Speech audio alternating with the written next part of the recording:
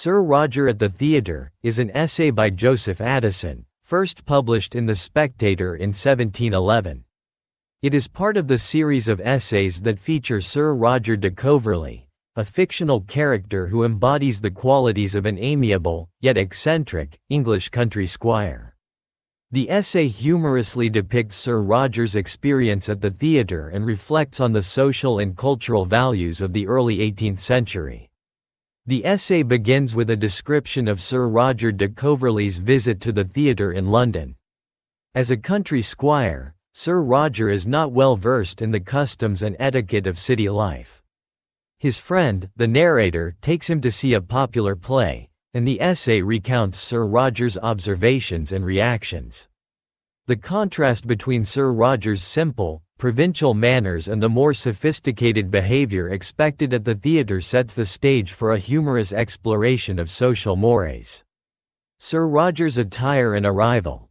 Upon arriving at the theatre, Sir Roger's country attire immediately distinguishes him from the fashionable London crowd. He is dressed in a simple, old-fashioned manner, which contrasts sharply with the elaborate costumes of the city's elite.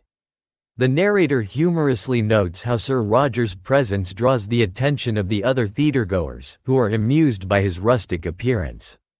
This description highlights Sir Roger's innocence and lack of concern for urban fashion. Sir Roger's first impressions. As the play begins, Sir Roger's reactions to the performance are a source of amusement for the narrator and the audience. He is unfamiliar with the conventions of theatrical performances, such as the suspension of disbelief. Sir Roger questions the reality of the events on stage, expressing genuine concern for the characters as if they were real people.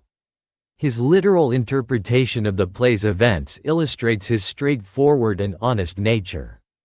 The reaction to tragic scenes. During the more serious and tragic scenes of the play, Sir Roger is deeply affected. He is moved to tears by the plight of the characters, demonstrating his empathy and emotional sensitivity. The narrator contrasts Sir Roger's heartfelt response with the more detached reactions of the sophisticated London audience, who view the play as mere entertainment. Sir Roger's emotional engagement with the play reflects his sincere and compassionate personality. Sir Roger's commentary on the actors. Sir Roger is also keen to share his thoughts on the actors and their performances. He admires their ability to portray different characters but struggles to understand the concept of acting. To him, the actors seem like different people in each role, and he expresses astonishment at their skill. This reaction underscores Sir Roger's literal-mindedness and lack of familiarity with the art of theatre. The audience's amusement at Sir Roger. As the play progresses, Sir Roger's comments and reactions become increasingly entertaining to those around him. The other theatregoers find his naivety charming and amusing, often turning their attention away from the stage to watch Sir Roger instead. The essay portrays this with a light, humorous tone, illustrating how Sir Roger inadvertently becomes part of the evening's entertainment. Sir Roger's moral reflections. Despite his confusion about the theatrical experience, Sir Roger begins to reflect on the moral lessons presented in the play. He is particularly struck by the way the play illustrates the consequences of vice and the rewards of virtue. This leads him to consider the importance of moral instruction in entertainment, and he praises the playwright for delivering such valuable lessons to the audience. Sir Roger's reflections reveal his earnest belief in the moral and educational value of the arts. The narrator's observations. The narrator offers his own observations on Sir Roger's behavior, noting how his friend's candidness and sincerity provide a refreshing contrast to the cynicism of the London elite. The essay subtly critiques the superficiality of the urban audience, who often attend the theatre more for social appearances than for genuine appreciation of the art. Through Sir Roger, Addison suggests that true virtue and sincerity are often found in those who are less concerned with outward appearances. Sir Roger's departure and final thoughts. As the play comes to an end, Sir Roger is reluctant to leave the theatre.